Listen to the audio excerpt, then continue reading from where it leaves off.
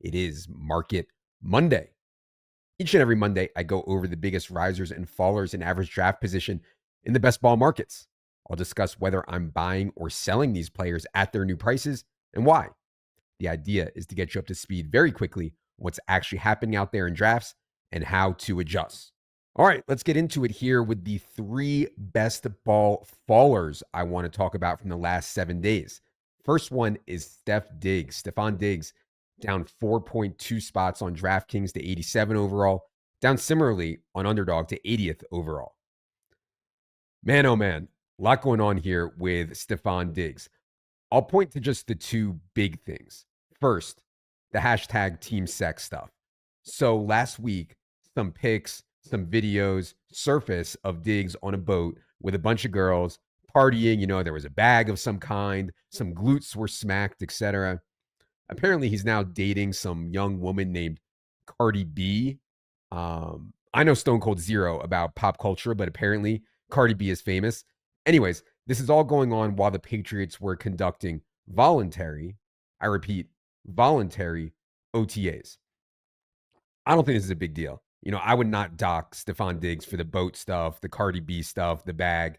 Patriots knew what they were getting into with Diggs, I think. They know the deal. Great players have different rules. One of them is having the sex on a boat while the rest of the team is at OTAs. And I should note today, as I'm recording this, Stefon Diggs is back at Patriots OTAs, which are voluntary this week as well. Second thing, though, and the real reason that I think Diggs' ADP is actually falling is this quote-unquote report from Chad Graff, who covers the Patriots for The Athletic. I use the term report loosely because it was kind of a throwaway line in Graff's article previewing the team's wide receivers this year. Basically, he said Diggs, quote-unquote, reasonably comes back in week 4. Now, considering Diggs tore his ACL October 27 of last season, week 4 would be a pretty long recovery. And we've heard no other rumors, no other signs. The only other thing that we know is that Diggs was running onto the field at OTAs. We've seen videos of him running, and it's only June 2nd right now.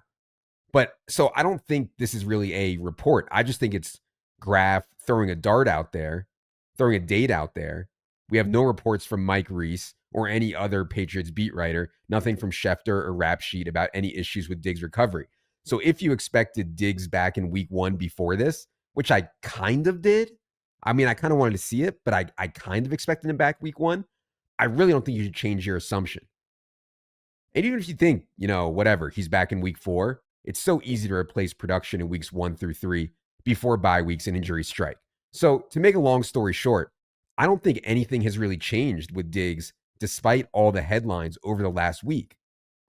Now, that said, he'll turn 32 in November. He's coming off that ACL tear. It's not the kind of play I typically like to make, but while this price is dipping, I am trying to get a few shares of Diggs because I want to bet on Drake May. And it's hard to see May truly going nuclear without bringing Diggs along for the ride. I mean, this is just something that you can do when you're drafting all summer. You're drafting a lot of teams. You can take advantage of times when a player might slip to 90 or 95 or even 100 overall based on reports that don't really mean anything. They just get headlines because it's late May, early June. So you get him 90, 95, whatever. Then a positive report comes out in July. He's ahead of schedule. His knee looks great, whatever. And Diggs starts going 70 or 75 overall. And then it's easier for me to be out on Diggs at that price. Second faller to talk about is Jonnu Smith, down 4.1 spots on DraftKings to 95, also down big on Underdog. This drop stems from an actual report, the Adam Schefter report, which said the Dolphins have engaged in trade discussions with the Steelers involving Jonnu Smith. So the question here is, do we think something gets done in terms of a trade? Jonnu is set to make just $4.8 million in 2025.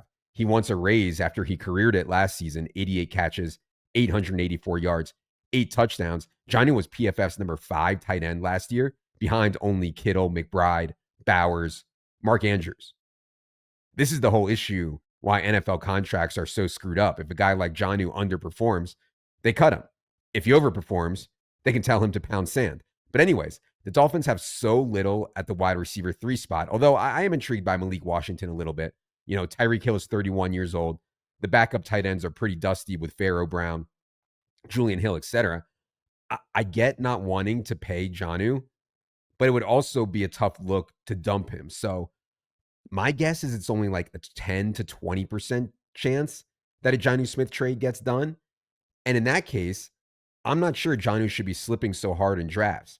Similar to this dig spot, Jonnu hasn't been like a target for me, but I'm willing to grab some shares of him here when he's getting sharply cheaper. I've taken him a few times in the last week when his ADP has slipped really far, or when he has just slipped really far to me, period, in drafts.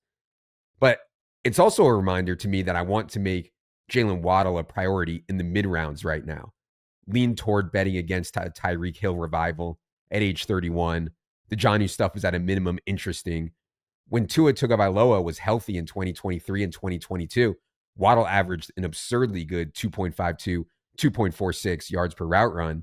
I mean, very few guys ever do that in their career. And Waddle's in his theoretical prime now at age 26. So Dolphins gave him that massive contract a year ago. I just don't want to give up on him. And you can get him in the mid 50s, the 60th overall so often. It's not the price we were paying last year when Waddle was going late teens, 20s. Third and final faller to talk about is Tyler Warren. Shout out Penn State. Tyler Warren down 2 spots to 101 overall on DraftKings. Also down again on Underdog. Now 126 overall ADP on Underdog is Tyler Warren. There's no doubt it was an awful landing spot for him in Indy. Talked about that on the Ranking Landing Spots podcast with Silva. Colts have major quarterback questions with Daniel Jones and Anthony Richardson. I expect them to be very run heavy. Josh Downs, Michael Pittman are target earners and good NFL players. But at some point, the market has gone too far, I think. Double counting all the stuff that I said in a sense. Yes, this spot is not ideal, but that's why the price is so cheap. I mean, 126 overall on Underdog. You don't need a huge season to pay that off. And we're talking about a player that the Colts wanted through this entire draft process, a player who was freakishly dominant in the Big Ten, 104 catches, 1,233 yards, 8 touchdowns. Also ran it 26 times for 218 yards and 4 touchdowns. So wild. But anyway, especially on Underdog where he's cheaper and it's so touchdown heavy, I'm less likely to go elite tight end. You can listen to our podcast on best ball strategies for more on that. I've been doing plenty of 3 tight end teams and including a player with a really wide range of outcomes in those builds, in those 3 tight end builds. That's something I want to do. Like, I don't think Tyler Warren's going to catch 10 touchdowns, but he's certainly capable. And it's just, to me, this whole thing with him is just a case of the market being too overconfident of how a team's offense will play out. And the same can be said for Downs and Pittman, who were higher on the market. All right, let's get to this week's risers. First up is Ray Davis. Ray Davis up 6.3 spots on DraftKings to 150th overall, also up 5 spots on Underdog. This is one that I noted in my player-by-player notes. Hopefully anyone who is a subscriber to our Best Ball product has been reading those. It's all about the James Cook situation. James Cook is entering the final year of his rookie deal. He's outperformed that contract in a pretty big way. Understandably, James Cook wants to get paid before he goes out and risks injury this season. Again, final year of his deal. Unfortunately, that's not the way NFL contracts work. Cook has very little leverage. If he holds out, the Bills' win total won't change. If he misses games, the fact that they're favored in all 17 of their games this year, that won't change. James Cook's a very good player, but the Bills aren't going to hand him some monster contract. I do think Cook will probably hold out of training camp, and maybe the Bills give him some token incentives to give him a quote-unquote win, and he'll be out there come week 1. But, given that, I don't think Ray Davis should be rising off the James Cook holdout stuff. However, Ray Davis is the kind of one injury away running back I do like to target.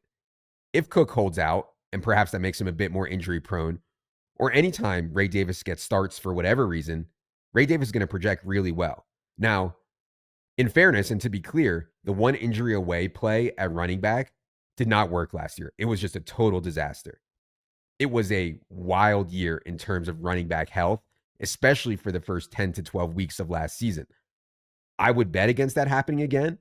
In fact, I am betting against that happening again. The larger sample shows chaos annually at running back.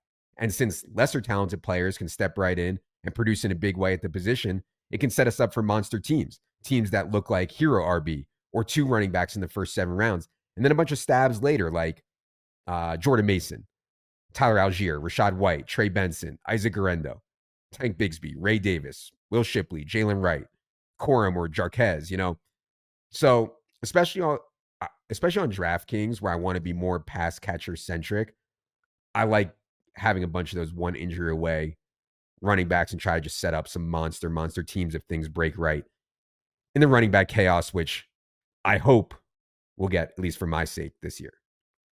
Second riser, Dyami Brown. Dyami Brown up 8 spots to 197 overall on Underdog. At first, I wasn't sure about the Parker Washington versus Dyami Brown situation at wide receiver 3 for the Jaguars, because in theory, I think Parker Washington was a better fit in the slot with Brian Thomas and Travis Hunter. But after thinking about it, I'm firmly on Team Dyami here. This is a player the new Liam Cohen regime prioritized. Dyami Brown got 1 year, $10 million from this new regime. That's a pretty big bag. I mean, bigger than I thought that Dyami would get. And all these guys, BTJ, Hunter, Dyami, they can move around. I don't think we'll see pigeonholed alignments on them. So I actually really like Dyami as a late round stab right now. What if Travis Hunter plays more defense than we think? Or what if he struggles to adjust as an NFL wide receiver more than expected? I don't think that's the likeliest, but it's at least in the range.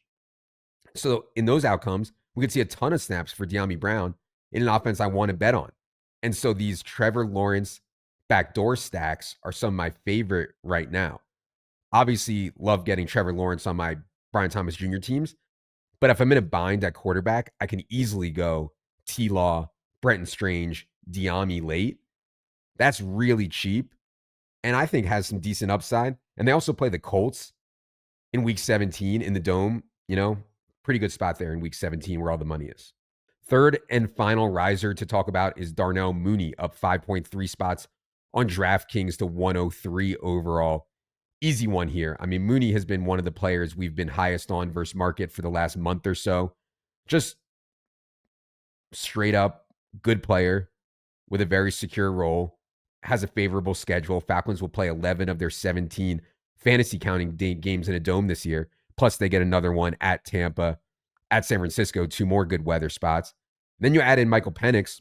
We've talked about this for a year now, but there's some chance that Michael Penix is a legit talent elevator. Jalen Polk, Roma Dunze, Jalen McMillan, they went nuts in college with Penix, but they were a bit scary, I guess, to varying degrees as rookies in the NFL. And lastly, I note that Kyle Pitts is down 5.7 spots on DraftKings, 2.5 spots on Underdog. This is an easy bet to make here. I think the market is right. I want to be higher on Mooney, lower on Kyle Pitts. I gave my Pitts take on the Silva Top 150 rankings release show. Hopefully you guys caught that. But yeah, give me Tyler Warren, Dallas Goedert, Jake Ferguson, Tucker Kraft, even like Freiermuth and probably Strange over Kyle Pitts. And honestly, even if you don't like those guys, I prefer to wait and go to the Hunter Henry types rather than start burning up picks on Kyle Pitts, unless his ADP starts to really tank. Like I said, down 5.7 on DraftKings, 2.5 on UD here this week. Thanks to everyone for listening. This show will go up weekly from now until September. So if you have not subscribed to the Established and Run podcast on audio or YouTube, be sure you are by searching for it anywhere podcasts are found. Also, be sure to follow me on Twitter for a ton more player takes at Adam Levitan. We'll be back later this week with Herzig and Leone to discuss where our rankings differ most from the best ball markets. And we'll talk about some reasons why and how we're approaching it.